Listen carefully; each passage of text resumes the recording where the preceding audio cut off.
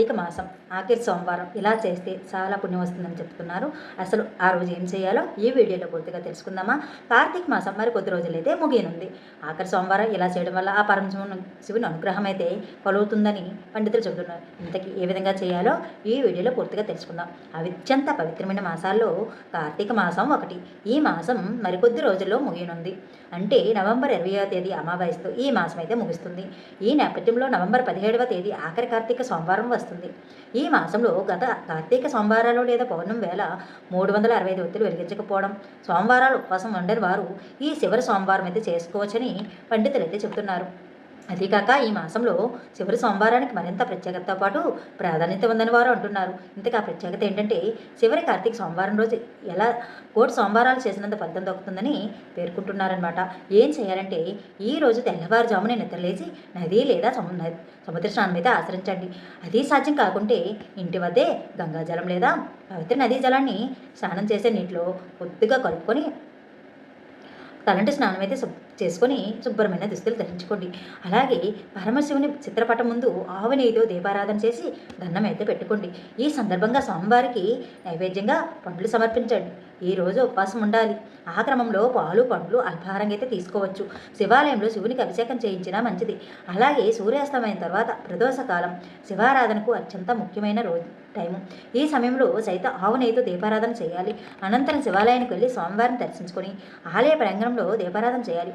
ఆ క్రమంలో 365 ఒత్తులతో దీపాన్ని వెలిగించడం, పేదవారికి దాన ధర్మాలు చేయడం వల్ల సంవత్సరం పొడవునా వ్రత ఫలితం అయితే దక్కుతుందని చెబుతున్నారు. పరమశివుని భక్తితో కొలి పూజించి ప్రార్థించడం వల్ల వైవాహిక జీవితంలో ఏమైనా సమస్యలైనా ఉంటే అవి తొలగిపోతాయి. సంతానం లేని వారికి సంతాన భాగ్యం కూడా కలుగుతుందంటండి. ఈ మాసంలో చివరి సోమవారం నిష్ఠగా ఉపవాసం ఉండి ఆ నీలకంఠేశ్వరుని భక్తితో ఆరాధించిన వారికి మోక్షం సైతం లభించడంతో పాటు జన్మరాజ్యాన్ని కూడా పొందుతారనేది పురాణాలు స్పష్టం చేయడం జరుగుతుంది. ఈ రోజు వ్రతం ఆచరించడం వల్ల అనారోగ్య సమస్యలు తొలగి ఐశ్వర్యం సౌభాగ్యం కలుగుతాయని పండితులు అయితే చెప్పడం జరుగుతుంది. కార్తీక మాసంలో వనభోజనాలు కూడా చేస్తారు. అవి ఎందుకు చేస్తారో తెలుసండి. తెలుగు రాష్ట్రాల్లో చాలామంది వివిధ ప్రాంతాలు వనభోజనాలు నిర్వహించుకోవడం అయితే జరుగుతుంది. వీటికి భారీగా ప్రజలు కూడా రావడం జరుగుతుంది. ఈ వనభోజనాలు కార్తీక మాసంలోనే ఎందుకు నిర్వహిస్తారు? దీని వెనుక ఏదైనా కారణం ఉందా అని తెలుసుకోవాలని అనుమానం అనేది మీకు ఉందా? అయితే తెలుసుకుందాం. కార్తీక మాసం అంటేనే పవిత్రమైన మాసం. ఈ మాసంలో భక్తులు దేవాలయాలకు పొద్దుటమే కాదు వనభోజనాలకు సైతం భారీగా క్యూ కడతారు. ప్రతి సంవత్సరం కార్తీక మాసంలోనే వనభోజనాలు ఏర్పాటు చేస్తారు. అసలు ఈ మాసంలో ఎందుకు ఈ వనభోజనాలు నిర్వహిస్తారు? అది కూడా తోటల్లో బీచ్లు పార్కులు తదితర ప్రాంతాలకు వేదికగా చేసుకుని వీటిని నిర్వహించడం అయితే జరుగుతుంది. మరీ ముఖ్యంగా ఉసిరి చెట్టు కిందే భోజనం చేస్తారు. దీని వెనుక ఏమైనా కారణం ఉందా అంటే ఉన్నాయని పెద్దలు చెబుతున్నారు. అవి ఏంటో తెలుసుకుందాం. అయితే చలికాలం చాలా ఎక్కువగా ఉంటుంది. ఈ చలి కారణంగా చాలామంది తలుపులు వేసుకొని ఇంట్లోనే ఉండిపోతారనమాట. ఇలా తలుపులు మూసుకొని ఇంట్లోనే ఉండిపోవడం వల్ల ప్రతి ఒక్కరిలో ఆక్సిజన్ స్థాయిలు అయితే తగ్గిపోతాయి. ఇంట్లోనే ఉండిపోవడంతో ఇరుగు పొరుగు వారితో సైతం మాట వంటి ఉండదు. ఈ నేపథ్యంలో ఏదో ఒక తోటలో లేకుంటే పార్కులోనూ వనభోజనాలు ఏర్పాటు చేసుకోవడం జరుగుతుంది. అలా చేయడం వల్ల అందరూ ఒక చోటికి చేరుతారు. ఆటపాటలతో పాటు సాంస్కృతిక కార్యక్రమాలు ఏర్పాటు చేసుకుంటారు. దీంతో పచ్చని చెట్ల మధ్య ఆక్సిజన్ స్థాయిలు అధికంగా ఉంటాయి. వీటి వల్ల శుభ్రమైన గాలి అందరికీ అందుతుంది. అలాగే ఆటపాటలు సాంస్కృతిక కార్యక్రమంలో ఇందులో పాల్గొన్న వారంతా కొత్తగా రీఛార్జ్ అవుతారనమాట. ఇక ఈ మాసంలో ఉసిరికాయ తినడం, ఆ చెట్టును పూజించడంతో పాటు ఈ చెట్టు కింద భోజనం చేయడం పవిత్ర కార్యంగా అయితే భావిస్తుంటారు. ఉసిరి చెట్టుకు మరో పేరు దాత్రి అనే పేరు కూడా ఉంది. ఈ చెట్టును లక్ష్మీ స్వరూపంగా భావిస్తారు. అందుకే శివకేశవులు ఇద్దరికీ ప్రీతికరమైన కార్తీక మాసంలో ఉసిరి చెట్టు వద్ద భోజనం చేయడం సాంప్రదాయంగా వస్తుంది. ఈ మాసంలో ఉసిరి చెట్టు కింద శ్రీ మహావిష్ణువును పూజిస్తే అశ్వమేధ యాగం చేసినంత ఫలితం దక్కుతుందని పెద్దలైతే చెప్పడం జరుగుతుంది. ఒక చెట్టు తానుగా కొత్త జీవితాన్ని ఎలా ప్రారంభిస్తుందో మానవాళి సైతం స్వతంత్రంగా ఎదగాలని సంకేతాన్ని ఈ వనాలైతే మనకు స్పష్టం చేస్తాయన్నమాట. అలాంటి వనాల్లో ఈ కార్తీక మాసంలో భోజనం చేయడం వల్ల స్ఫూర్తి పొందుతారనే మన పెద్దలు ఇలాంటివన్నీ పెట్టడం జరిగింది. అలాగే వనభోజన అంటే చెట్ల మధ్య కూర్చొని ఆహారాన్ని స్వీకరించడమని పేర్కొంటారు. అందులోనూ ఉసిరి చెట్టు కింద కూర్చొని భోజనం చేయడానికి అధిక ప్రాధాన్యత అయితే ఇస్తారు. దీనివల్ల ఆయా చెట్ల మీదుగా వేసే గాలి మనసుకు ప్రశాంతతను ఆయనే ఇస్తుందన్నమాట. అంతేకాకుండా ఆరోగ్యాన్ని సైతం మెరుగుపరుస్తుంది. ప్రత్యేకించి ఉసిరి చెట్టు కింద నుంచి వచ్చే గాలి ఆరోగ్యానికి ఎంతో మేలు చేస్తుందని ఆయుర్వేద వైద్యం సైతం చెప్తున్నారు.